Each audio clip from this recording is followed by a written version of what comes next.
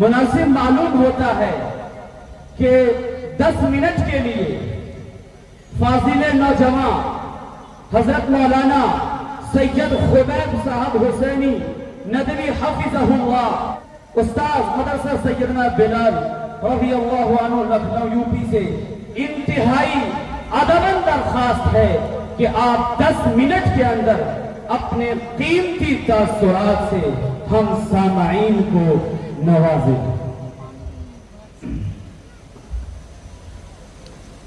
الحمد لله نحمده ونستعينه ونستغفره ونؤمن به ونتوكل عليه ونعوذ بالله من شرور أنفسنا ومن سيئات أعمالنا من يهده الله فلا مضل له ومن يضلل فلا هادي له وأشهد أن لا إله إلا الله وحده لا شريك له وأشهد أن محمدا عبده ورسوله أما بعد قال الله تبارك وتعالى في كلامه المجيد أعوذ بالله من الشيطان الرجيم قل هل يستوي الذين يعلمون والذين لا يعلمون إنما يتذكر أولو الألباب صدق الله العظيم۔ محترم اسٹیج پر جو افروز علماء کرام، دینی اور ایمانی بھائیوں اور پردہ نشین ہماری ماؤں بہنوں،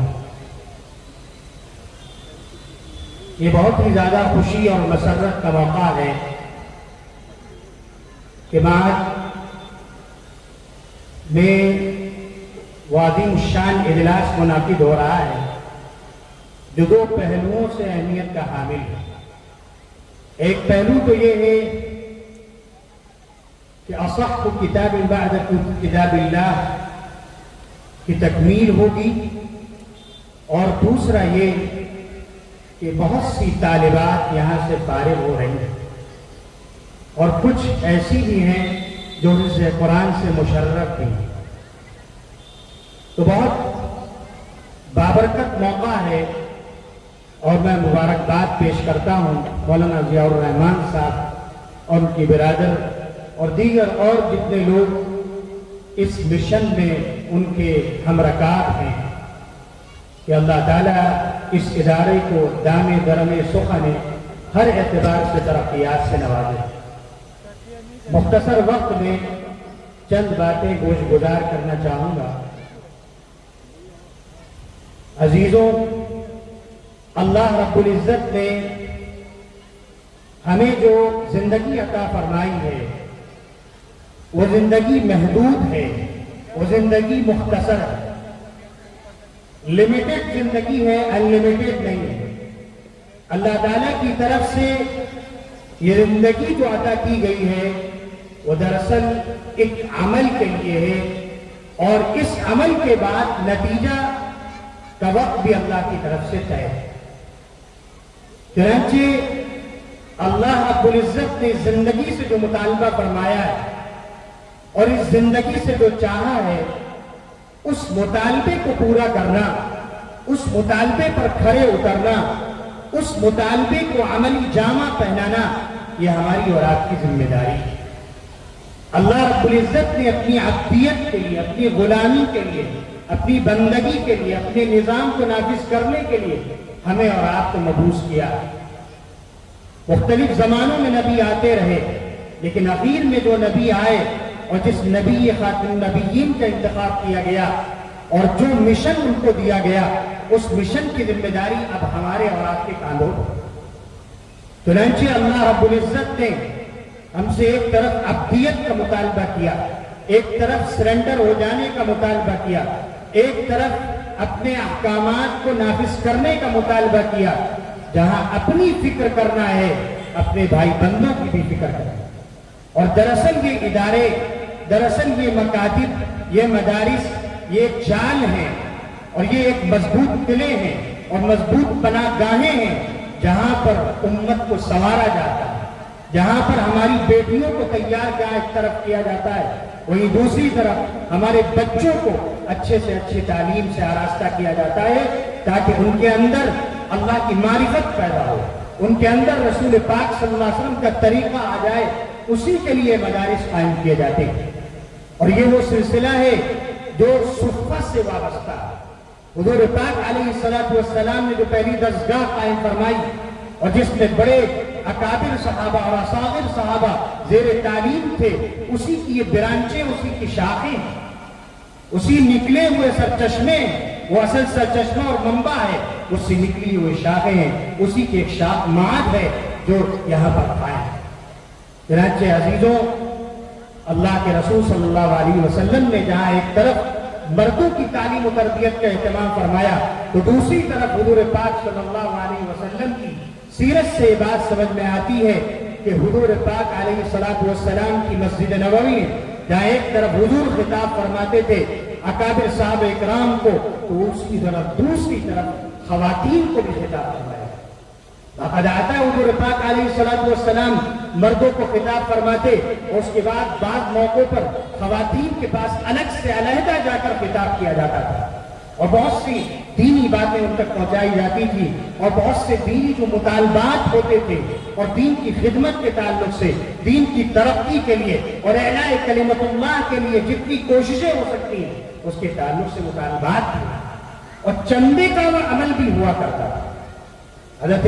بلال حبشی رضی اللہ عنہ کو چادر دے دی جاتی تھی، اور ایسی عظیم الشان صحابیات تھی، ایسی عظیم الشان مستورات تھی، ایسی جذبہ اور درد دل اور درد مند رکھنے والی خواتین تھی کہ اپنے کنگن اس میں ڈال دیا کرتی کہ دین کی خدمت کے لیے وقت ہے، یہ ہمارا زیور، یہ ہمارا جو ہے پیسہ، ہمارا روپیہ دین کی خدمت کے لیے، نسل انسانی کے صحیح نہج پر لگانے کے لیے، اور سماج کو، سوسائٹی کو اچھے سماج میں تبدیل کرنے کے لیے یہ خدمتیں اس زمانے میں،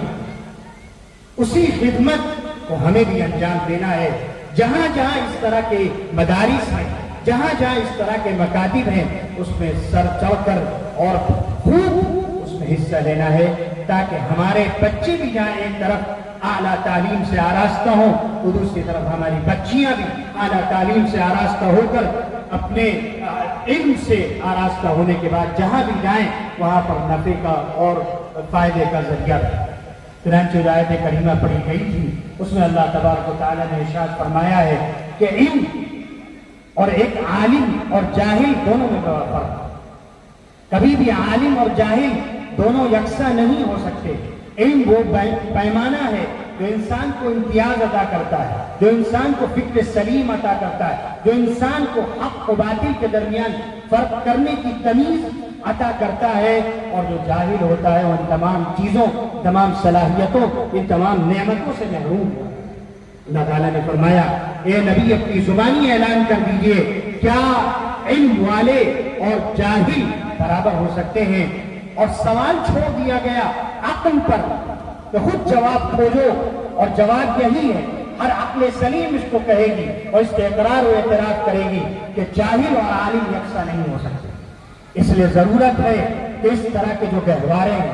اس طرح کے جو مراکز ہیں، جو علم کا درس دینے والے ہیں، جو علوم شریعت کا پیغام عام کرنے والے ہیں، جو انسان کو انسان بنانے والے اور جانوروں سے نکال کر کے ان کو انسان کے وقار تک پہنچانے والے ہیں، ان کو ہم اپنے بچوں کے ذریعے سے، اپنی بچیوں کے ذریعے سے، اپنی مالی تعاون کے ذریعے سے ان کو کمک پہنچائیں۔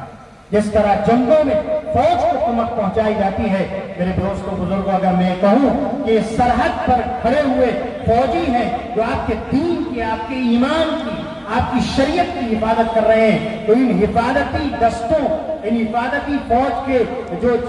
ٹکڑیاں ہیں، ان کی جس طرح کمک پہنچانے اور ان کو قوت پہنچانے کی ضرورت ہوتی ہے تاکہ ملک کی سلامتی باقی رہے، تاکہ ملک کا امن و امان باقی رہے، اس لیے ضرورت ہے کہ ان مدارس گامی درم سخن ہر اعتبار سے اس کو آگے بڑھانے، اس کو ترقی دینے کی، جہاں ایک طرف مالی طور پر بھی اور اپنے بال بچوں کے ذریعے، اپنی بچیوں کے ذریعے اور اپنے بوڑھوں کے ذریعے اس کو کمک پہنچانے کی کوشش کریں۔ انشاءاللہ اگر ہم نے کیا تو یہی ہماری بستی، ہمارے ادارے، ہماری درسگاہیں، ہماری تعلیم گاہیں، ہمارے دینی اور علوم کے مراکز انشاءاللہ ہمارے کفارے سیئات بھی ہوں گے اور نجات کا ذریعہ بھی ہوں گے. یہی دنیا میں سرخروئی کا بھی ذریعہ ہے اور آخرت میں اللہ کی رضا اور اعلیٰ مراتب کو حاصل کرنے کا بھی ذریعہ ہے. اللہ تبارک و تعالی اس ادارے کو خوب سے خوب ترقی عطا فرمائے. مولانا ضیاء الرحمان صاحب اور ان کی جو پوری کمیٹی ہے اور پورا جو ایک